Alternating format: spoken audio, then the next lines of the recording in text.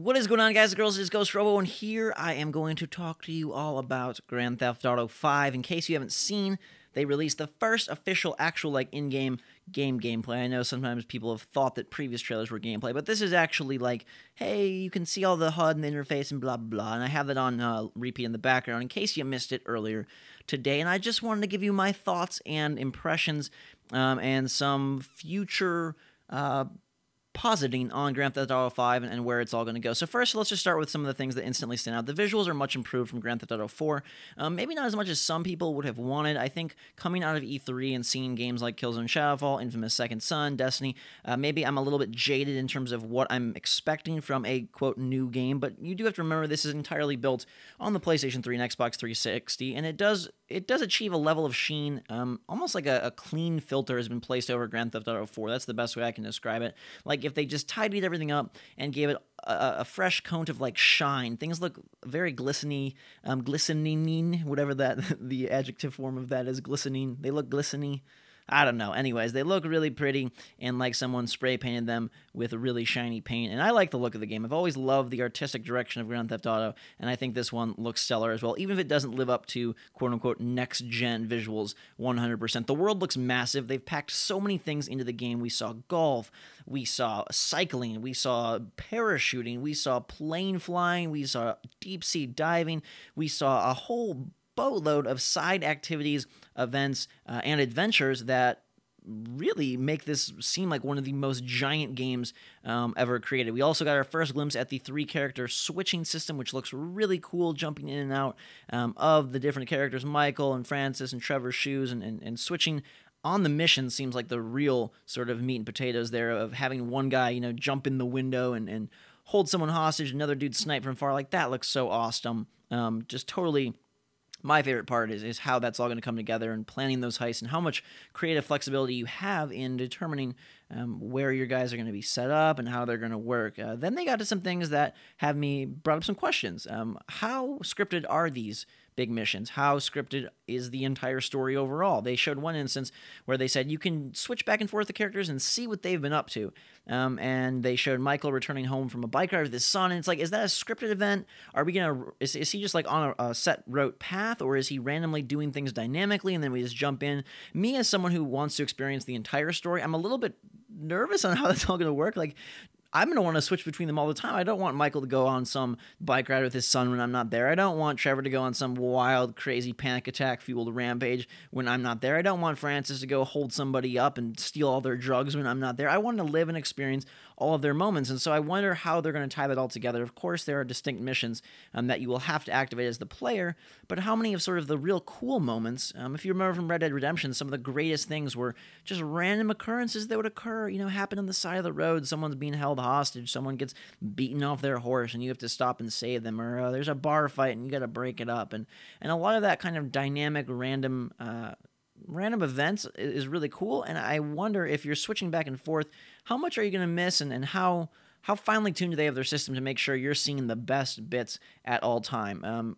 Getting more specific with the missions themselves, how much freedom do we have? They make it seem like, oh, you can plan it, you can pick who you want to bring, you can decide where you want to go, but is it just like, hey, I'm going to have Trevor be the guy on the gun, or I'm going to have Michael be the guy on the gun, or is it really like, no, instead of crashing that truck into the building, I could instead completely go stealth through the basement and come in, in all black gear and try to, do everything silently at night. I just really wonder how much flexibility and creative sort of freedom they will give us. And in general, the entire game, whenever you see one of these huge open worlds, and this one is more massive than anything I think I've ever seen, there is so much promise, and it's like, how much can they actually deliver in the final product? Because they talk a real big game. They talked a real big game with GTA 4, and Rockstar is a fantastic company. I loved L.A. Noire.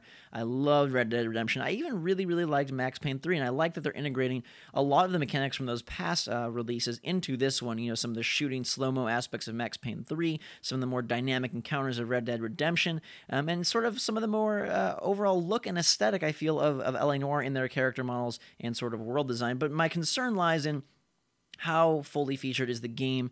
To me, I would rather have 1 square mile where everything is touchable, maneuverable, destroyable, destructible, touchable, blah, blah, blah. I think I repeated one of those once or twice, but I'd rather have a small area really, really dense than a massive area not so dense. And I know they've been working on this game for a long time. It's seen its fair share of delays.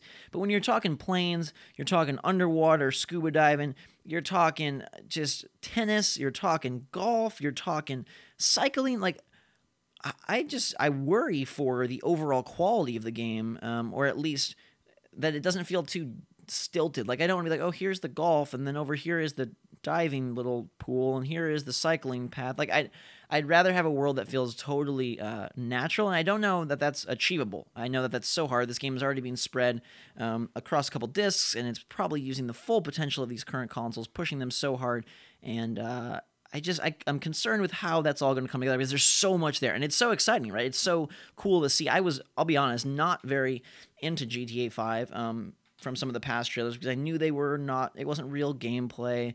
I hadn't really seen how the three characters was going to come together in actuality. I'd heard about it, but I was kind of waiting to let my own eyes be the judge. And then I watched this and I was like, dang, it looks really awesome. So my hype meter has risen tremendously, and also sort of my caution flags then have doubled and tripled because I hate that feeling where you get so passionate and pumped about a game and then it doesn't deliver on its full promise. And open world games, if any game is going to be the culprit of this sort of nasty preview cycle and big promise, and then sort of when it releases, it's definitely gigantic open world titles. And luckily Rockstar's the best, so hopefully it turns out well.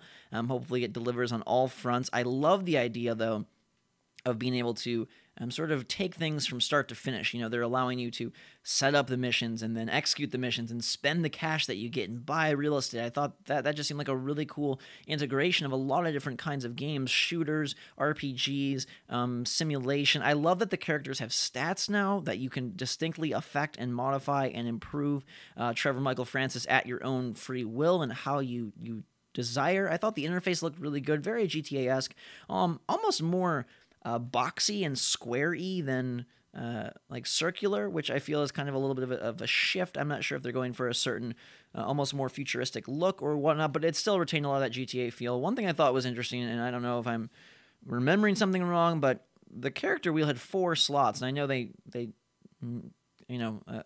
a compass thing like that is going to have like a north, south, east, west.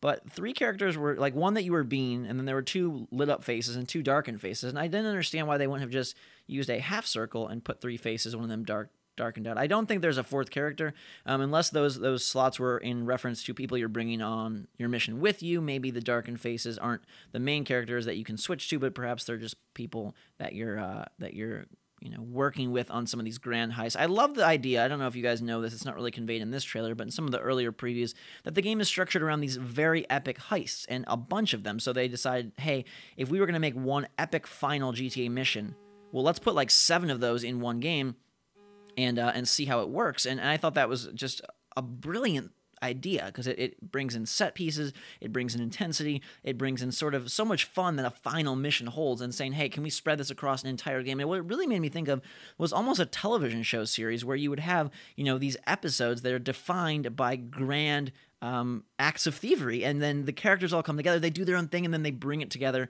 I don't know, something like a Prison Break or something like a Lost, where people are kind of operating independently, and then there is this massive event that ties that section of the game, that chapter, that episode per se, together. I think that sounds just brilliant, and my favorite part of the entire video, I'm curious to know what your favorite part is. Let me know in the comments below your favorite part of this entire gameplay video, is when, I believe it's Michael, jumps in through the side of the building, Mission Impossible, Tom Cruise style, holds the guy hostage, and then you have Francis sniping from far away to take him out. They showed what I feel is an improvement on the gun system, on the firing. It looked like, I haven't played it, of course, but it looked like they've made some strides there. Driving is too hard to tell yet if that's been tuned in properly. But just that whole idea of like, oh my god, I can have Michael go in, take a dude hostage, switch over to Francis, have him snipe him out, switch over to Trevor, and go steal the money while the chaos is on the 15th floor or 50th floor or whatever. That's pretty darn cool. The scale was impressive. When Francis is walking around, you'll notice some very large buildings in the background. The mountain range they showed was huge. Skydiving or parachuting or whatever that dude was doing looked just gorgeous. I'm concerned slightly for the interactability in a lot of these structures. Are majority of the buildings going to be basically derelict, abandoned warehouses that we cannot enter, or are they all going to be fully featured? You know, it's probably too much to ask to say, oh, this is the hospital, and this is the bank, and this is the stockbroker, and this is the lawyer, and you know, have like fully featured massive skyscrapers for each of these kind of operations, each of these kind of businesses, and basically create a world that really is a world. So I'm assuming there is going to be some, you know, trickery and or some invisible walls, or how they're going to do the guiding with missions. I don't know, because now you have 3 characters, and so you're going to be using a lot more real estate of the map in terms of where you're traversing. And I feel like with one character, you could kind of guide their path a little bit and say, hey, let's keep our eyes over here. Let's look over here. Let's interact over here, and really, you know, find the parking structure that you can, you know, steal the cars from, find the apartment complex that has all accessible doors. And now with 3 characters, everybody's going everywhere. You're going to see much more of the area. It's a gigantic area. Percentage-wise, I wonder how much of that really is going to be explorable by me, the player. Is it going to be 20%, 50%, 80%?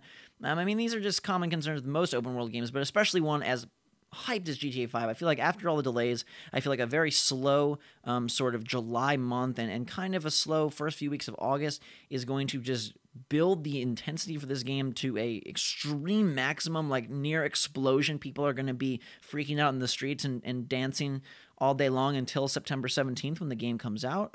And I hope that Rockstar can deliver. I hope that what they've said is really the game that they have in their hands and are about to unleash upon us in just 2 short months. I have, you know, heard similar statements echoed from games journalists and stuff, so this isn't just me being a worrying weirdo. People, obviously, with Rockstar games are always a little bit concerned if the promise will really deliver when the product is released, and I hope it can, because that was an exciting video. I'm glad that I'm back on board with this game, and I'm very pumped for the character switching. I think that is going to define the experience for me. I don't really play open world games to 100% them. I mainly play them for the storyline and for the fun that can be had within the context of the linearity provided by the developer. I'm not one to go and pile up cars or go see what kind of epic jumps I can make. Typically, I like to use the mission structure and then, of course, explore and experiment and try things within that, but use kind of the game that is there to have fun with, as opposed to making my own fun. That's just the style of player I am, and the 3 character switching seems like it could really deliver upon that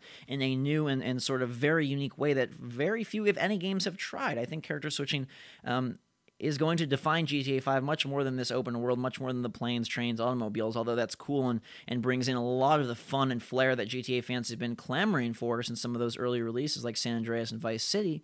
I think this 3 character switching is what is going to make or break the game. The story, how well they tie it all together, how well it holds together, how well the 3 characters feel intertwined, because you're basically getting, you know, Nico, Ballad of Gay Tony, and Lost and Damned kind of interweaved in their own way. These are 3 very distinct characters that share some similarities and some common goals, but each has been very obviously distinguished as their own thing, sort of their own